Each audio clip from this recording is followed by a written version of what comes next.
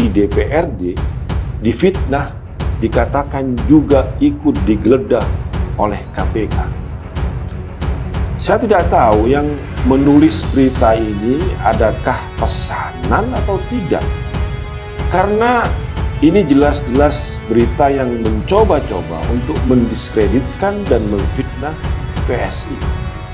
Karena kasus korupsi yang lagi dijalankan oleh KPK merupakan kasus korupsi pengadaan tanah program DP 0 rupiah yang sudah dilakukan sejak tahun 2018 yang waktu itu PSI belum ada di DPRD DKI. Bapak juga mengetahui apa sih dari hasil lidik itu yang sudah diperoleh oleh KPK. Ya, dari keterangan para saksi yang sudah dipanggil, apa yang mereka terangkan, kan begitu. Ya. Supaya apa? Ya, supaya masyarakat tidak lagi curiga. Ya. Seolah-olah kami ini mengkriminalisasi seseorang. Anies Baswedan gagal paham masalah korupsi. Saya cukup kaget dengan pernyataan Anies Baswedan yang menyatakan jika salah satu korupsi dikarenakan pendapatan yang kecil dan sistem. Fraksi PSI di DPRD DKI baru ada setelah pemilu tahun 2019. Bagaimana mungkin PSI jelaskan bahwa ini adalah murni penegakan hukum dan dinamika di dalam gelar perkara ataupun ekspos semacam ini merupakan hal biasa. Kantor fraksinya bisa digeledah atas dasar kasus yang PSI saja belum ada waktu itu.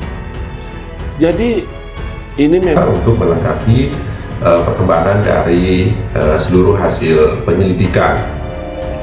Memang ada yang mau mencoba-coba untuk memfitnah, untuk mendiskreditkan PSI yang selama ini sangat tegas, sangat kuat mengawasi apa yang dilakukan oleh Anies Baswedan di Jakarta, khususnya program DP 0 rupiah. Sehingga menurut Anies, solusinya adalah pendapatan untuk para pegawai harus ditingkatkan, sehingga kebutuhan mereka tercukupi.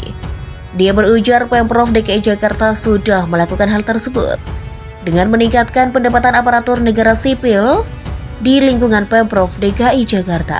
Sayangnya pernyataan Anies tersebut seakan ingin membela bawahannya yang tersandung kasus korupsi dan tentunya menyebut membuat nama baik Pemprov DKI tercoreng. Sebab Direktur Utama menonaktif Perumda Pembangunan Saranajaya Yori C. Pinotoan tersandung kasus korupsi. Anak buah Anies itu telah ditetapkan sebagai tersangka oleh KPK.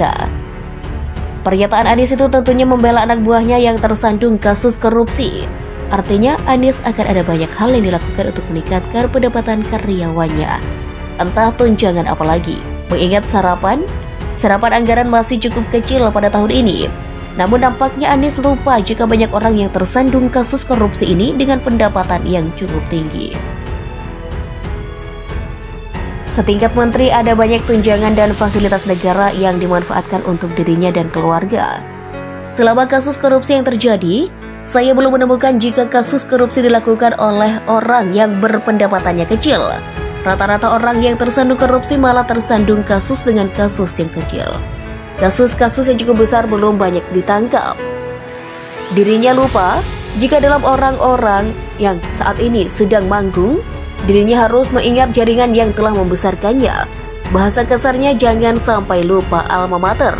Apalagi dalam partai politik ada banyak orang yang harus menyumbang untuk keberlangsungan partai, baik ketika partai melakukan kegiatan atau lembaga organisasi. Jaringan yang lainnya sedang membuat kegiatan. Hal paling kecil lainnya adik tingkat mereka ingin melakukan kegiatan dan harus disupport. Kita tahu agenda partai sangat banyak dan tentunya dilakukan dengan sangat mewah. Saya sempat mengikuti beberapa agenda partai politik, agendanya cukup mewah, bahkan agenda saya partai saja cukup mewah. Uang dari mana partai politik bisa membuat agenda semewah tersebut? Patungan dari anggota partai? Tentu saja tidak. Hal ini pula yang dilakukan oleh Anies nampaknya. Beberapa waktu lalu, Anies di demo di HMI yang tidak lain adalah adik tingkat Anies. Dampaknya Anies kurang memberikan ongkos kepada adik-adik HMI ini, sampai akhirnya mereka harus mendemo Anies. Beberapa orang karyawan Anies pun menelpon adik-adik HMI sebagai ucapan diam dan tidak usah merecoki kegiatan Anies di DKI Jakarta. Hal kedua yang ingin saya soroti adalah sistem. Bagi saya sistem e-budgeting DKI Jakarta yang diwarisi dari Ahok, bahkan belum lama ini Wakil Ketua KPK, Laude Muhammad Syarif, menyatakan sistem e-budgeting yang telah diterapkan Pemprov DKI Jakarta merupakan yang terbaik. Selain Pemkab Surabaya, diketahui sistem tersebut pertama kali diterapkan pada masa kepemimpinan mantan Gubernur DKI Jakarta, Ahok.